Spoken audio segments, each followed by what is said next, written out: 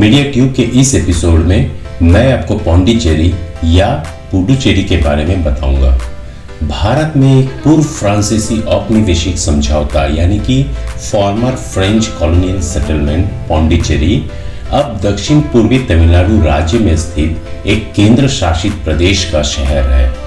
बंगाल की खाड़ी पर स्थित पौंडीचेरी एक खूबसूरत समुद्र तटीय शहर है जिसमें एक प्रभावशाली फ्रेंच क्वार्टर, पेड़ पंक्तिबद्ध सड़कें और कॉलोनियल विलास पेंटेड मस्टर्ड। इस विचित्र शहर का दौरा करना एक अनूठा अनुभव है और विजिटर्स इसके लिए खाड़ी के किनारे सैर के साथ टहल सकते हैं और गांधी स्मारक की यात्रा कर सकते हैं जो बंगाल की खाड़ी की ओर एक पहाड़ी की चोटी पर स्थित है। जबकि पौंडीचेरी के कई विजिटर्स अपने प्रवास के दौरान द्वीप पर रहते हैं। शहर में करने के लिए कई चीजें हैं। आगंतुक खाड़ी पर एक क्रूज ले सकते हैं, कुछ पानी के खेल का प्रयास कर सकते हैं या एक प्रयोगात्मक टाउनशिप ऑरोविल जा सकते हैं जहां विभिन्न संस्कृतियों के लोग एक साथ शांति से रह सकते हैं। यह शहर कला, मूर्तियों, हस्तशिल्प और फ्रांसीसी औपनिवेशिक विवरणों से भरा हुआ है। यह छोटा आकर्षक शहर आराम से छुट्टी या रोमांटिक आउटिंग के लिए आदर्श है। यदि आप आराम की जगह की तलाश में हैं, तो पौंडीचेरी का गांधी बीच एक दिन बिताने के लिए एक बेहतरीन जगह है। चट्टानी समुद्र तट में विस्तृत फुटपाथ और बेंच है और यह गॉबर्ट एवेन्यू के ठीक बगल में स्थित है जो औपनिवेशिक इमारतों का एक सुंदर खंड है। समुद्र तट में महात्मा गांधी और जीन डी आर्क डुप्लेक्स की मूर्तियां भी है। आप बीच फ्रंट ट्री हाउस में से एक में भी रह सकते हैं। हेलो नमस्कार, मैं हूं Subir Ranjan. Media tube channel में आप सभी का स्वागत है। चलिए शुरू करते हैं।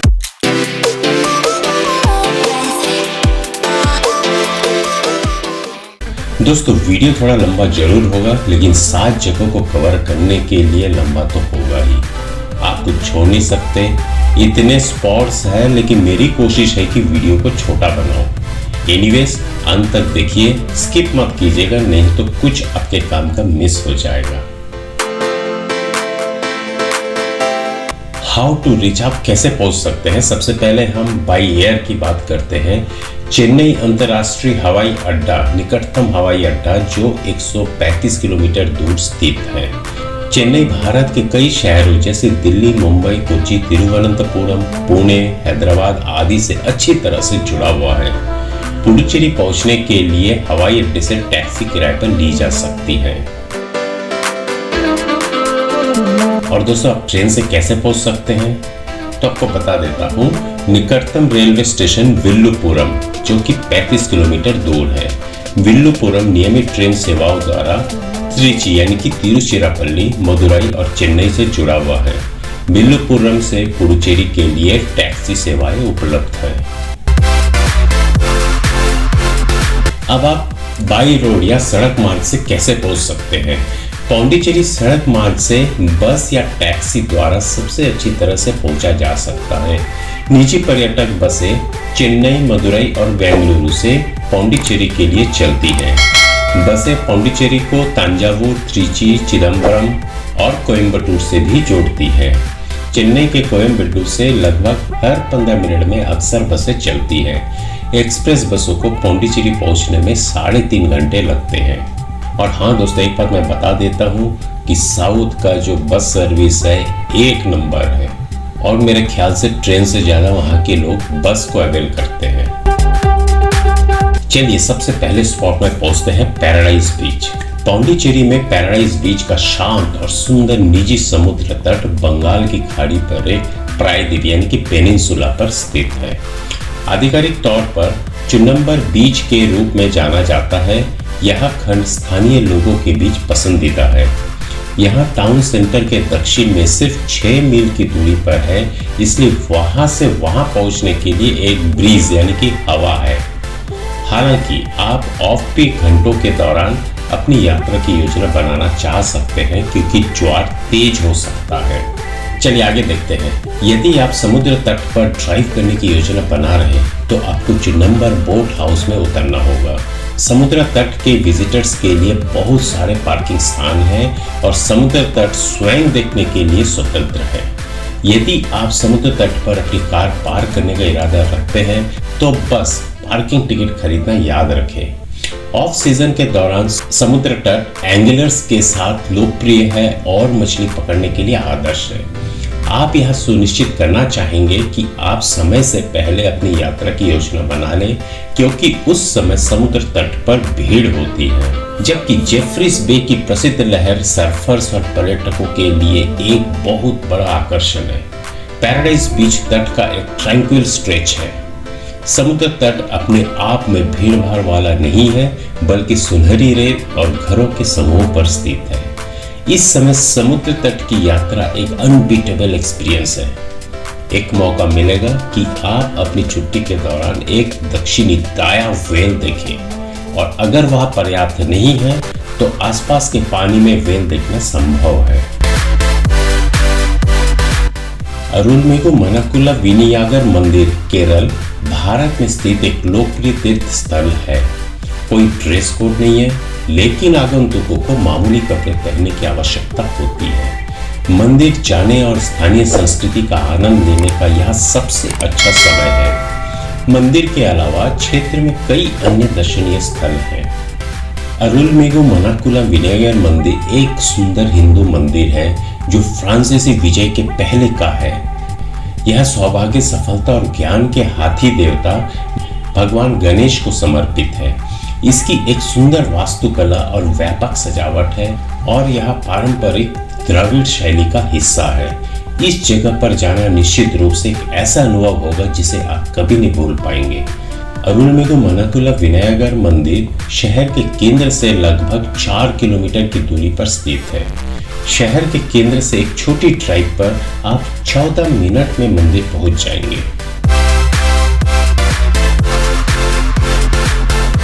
यदि आप पुराने जमाने के समुद्र तट शहर के माहौल की तलाश में हैं, तो बीच प्रोमेनेड जाने का स्थान है। 1920 में निर्मित सैरगाह पूर्व की ओर दुकानों, रेस्तरां और छुट्टी के किराए के साथ पंक्तिबद्ध है।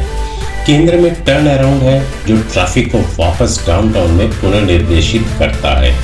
यहाँ मील का पत्थर लुइस और क्लार्क की एक ऐतिहासिक प्रतिमा का भी घर है, जिसका उद्देश्य अभियान के अंत की स्मृति में है।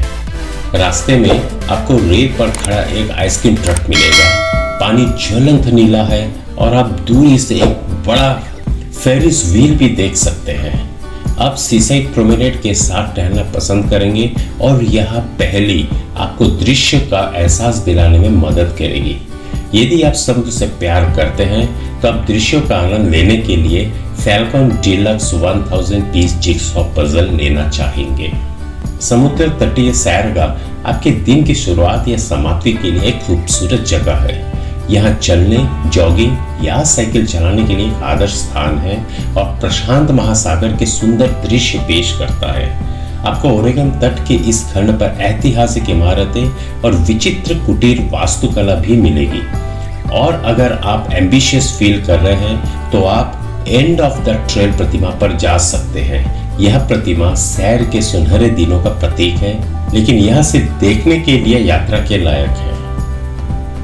The graveyard of the Pacific यानी कि प्रशांत का कब्रिस्तान कनाडा से उत्तर पश्चिमी संयुक्त राज्य अमेरिका तक फैला हुआ है। इस क्षेत्र में हजारों शिपरेक हो चुके हैं। ऐसे ही एक शहर है पीटर इरेडल, जिसका नाम एक प्रमुख ब्रिटिश शिपिंग व्यापारी के नाम पर रखा गया है। जब आप प्रोमेनेड के साथ टहल रहे हो तो आपको कुछ दिलचस्प और शैक्षिक जगहें मिलेंगी। आपको सीसाइड एक्वेरियम में भी मजेदार गतिविधियों और कार्यक्रम देखने को मिलेंगे। ऑरोविले भारत का एक शहर है। यह आंशिक रूप से पौंडीचेरी में और ज्यादातर तमिलनाडु में है। एक पर्यावरण कार्यकर्ता यानी कि एनवायरमेंटल एक्टिविस्ट मीरा अल्फासा ने 1968 में टाउनशिप की स्थापना की थी।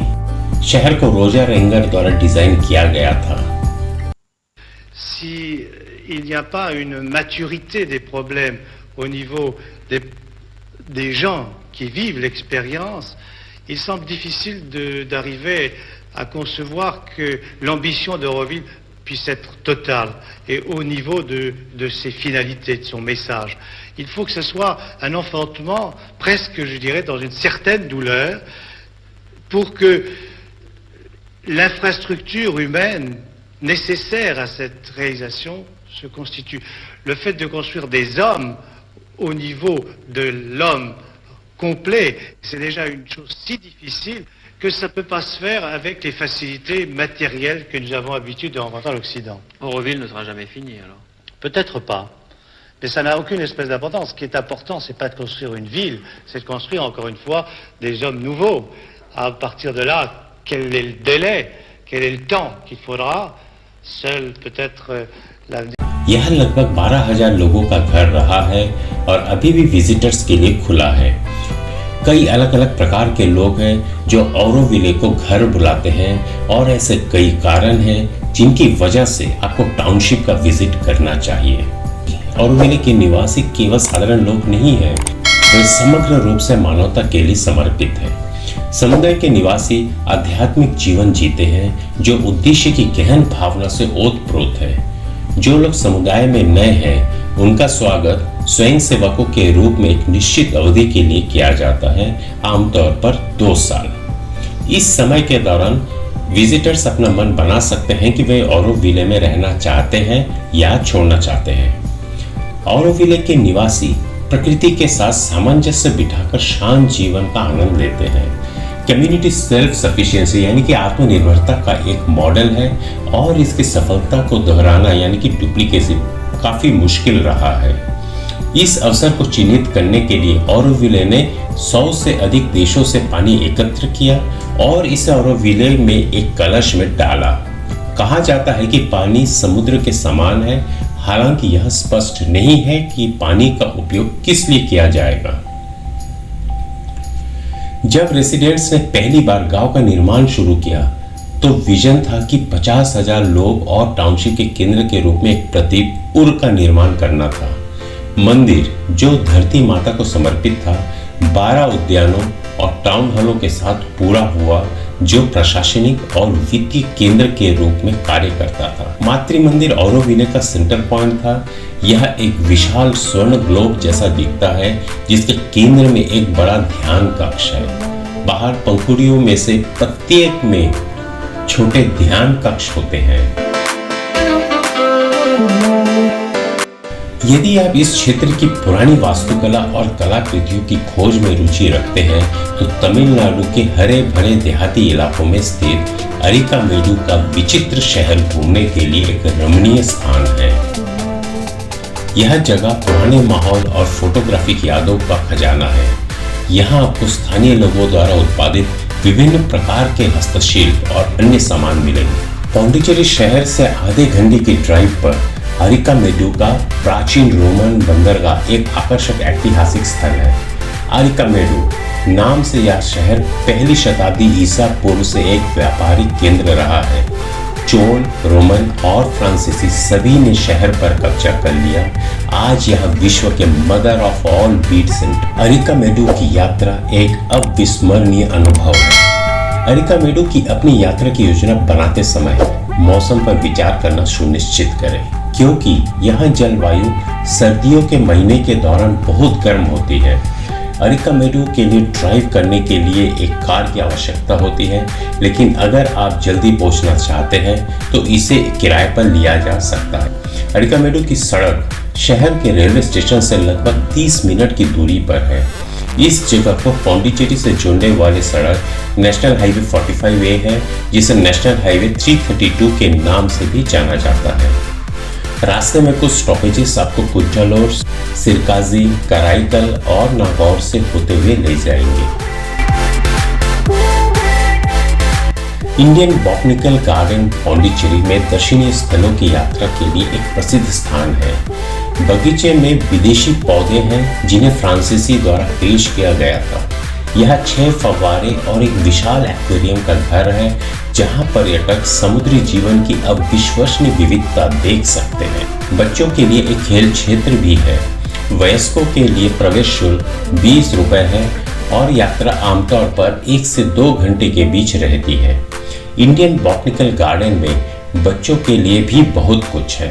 पौंडीचेरी बॉटनिकल गार्डन 1826 में स्थापित किया गया था। फ्रांसीसी वनस्पति शास्त्र पेरोट ने 1838 में बगीचे का कार्यभार संभाला और दुर्लभ पौधों को इकट्ठा करना और उन्हें लोगों को पौधे प्रदान करना शुरू किया।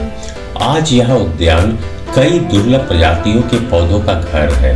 यहाँ 22 एकड़ में फैला है और इसमें बच्चों की ट्रेन और एक मछली संग्रहालय शामिल है। जब आप दर्शनीय स्थलों का भ्रमण करते हैं तो आप लाइव संगीत सुनते हुए बगीचे में आराम से सैर कर आनंद ले सकते हैं। ईसा मसीह के पवित्र हृदय का बेसिलिका गॉथिक पुनरुद्धार वास्तुकला का एक शानदार उदाहरण है जो भारत के पौंडीचेरी में स्थित है। इसके स्टेन्ड ग्लास पैनल यीशु और कैथोलिक चर्च के संतों के जीवन की घटनाओं को दर्शाते हैं। कई गैलरीज एंड स्टैचूज की 2 मंजिलों के साथ इंटीरियर भी आश्चर्यजनक है। इस चर्च की यात्रा आपको टचिंग और समृद्ध महसूस कराएगी। इसके अलावा आपको दुनिया के लिए प्रार्थना करने का अवसर मिलेगा। यह इमारत अपने आप में एक इम्प्रेसिव स्ट्रक्चर है जिसकी पेडिमेंट फर्श से 12.5 फीट ऊपर उठती है। इमेज के आसपास कई वास्तुशिल्प तत्व हैं जो 3-4 फुट मोज़ेक के लिए फ्रेम के रूप में कार्य करते हैं।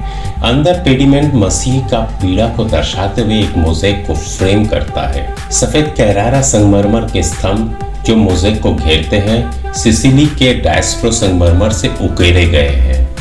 पवित्र मसीह के पवित्र हृदय का बेसिलिका घूमने के लिए खूबसूरत जगह है। चर्च पूरे साल कई विशेष अवसरों का जश्न मनाता है जिसमें सेंट जोसेफ के अवशेष और क्राइस्ट चाइल्ड की मूर्ति शामिल है। विजिटर्स को पादुआ के सेंट एंथोनी या क्राइस्ट चाइल्ड की एक मुक्त खड़े चैपल में एक मूर्ति भी मिल सकती है। चाहे आप यीशु के पवित्र हृदय के लिए प्रार्थना करें या अपने उद्धार के लिए प्रार्थना करें, बेसिलिका निश्चित रूप से आपको प्रेरित करेगी। Basilica of the sacred heart of Christ Catholic दुनिया में सबसे प्रतिष्ठित स्थानों में से एक है। सेक्रेड हार्ट का सम्मानित करने के लिए हर साल हजारों लोग इस गिरजाघर में जाते हैं। पेंटेकोस्ट के तीसरे शुक्रवार को यीशु का पवित्र हृदय कैथोलिक और उच्च चर्च एंग्लिकन दोनों के बीच एक लोकप्रिय भक्ति है। यह मानवता के लिए ईश्वर के अटूट प्रेम का प्रतीक है। दोस्तों, पौंडीचेरी घूमने के लिए बेस्ट टाइम क्या है, आइए समझते हैं। अगर आप प्रकृति प्रेमी हैं तो सर्दियों का मौसम पौंडीचेरी घूमने का सही समय है। यहाँ का तापमान 22 डिग्री सेल्सियस के आसपास है और शहर हरी भरी हरियाली से आच्छादित है। बंगाल की खाड़ी पूर्वी तट को भीगती है और समुद्र से ठंडी हवा लाती है। इसके अलावा इस मौसम में शामें सुखद होती हैं और समुद्र तक तैरने और पानी के खेलों का आनंद लेने के लिए एक बेहतरीन जगह है। दोस्तों, कैसे लगा आपको ये इंफॉर्मेटिव वीडियो? लाइक जरूर कीजिए और अगर आप घूमने जा रहे हैं और मेरा वीडियो के काम आया तो मुझे कमेंट्स जरूर कीजिएगा। और हाँ, सब्सक्राइब करना बिल्कुल भी मत भूलिए, साथ ही बेल आइकन को भी प्रेस कीजिए ताकि मेरे चैनल के थ्रू मैं जब भी ऐसे इंफॉर्मेटिव वीडियो ले आऊँ उसका नोटिफिकेशन सबसे पहले आपके पास पहुँचे। मस्त स्वस्थ व्यस्त रहिए। फिर मिलते हैं अगले एपिसोड पर। This is Subir, sign of.